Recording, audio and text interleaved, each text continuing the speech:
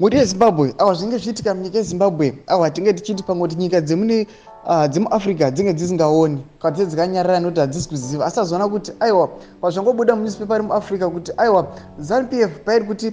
ma-illegal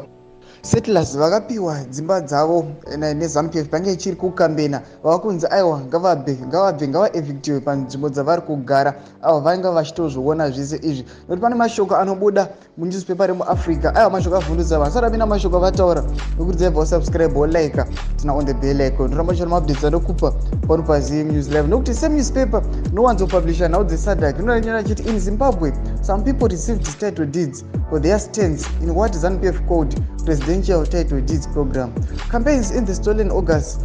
plebiscite in Zimbabwe last year with their peak. Nonetheless, these are some settlements demolished as illegal structures. Sando zvari kuyatora chiti aiwa ZANU-PF iri tricky. ZANU-PF yakanyasa kukanganisira vanhu nokuti pane chiri kukambena yakapa vanhu dzimba zvinzi aiwa ndo mapresidential title deeds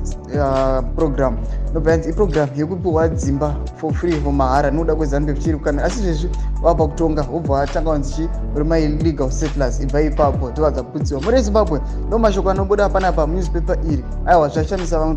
nyika dzedu dzichitoona tudze mafungiro imi noti kudi pamusoro penyaya iyi pinai mucomment section medu tsana no subscribe like turn on the bell icon tutamuchira maupdates andokupa pano paZim News Live.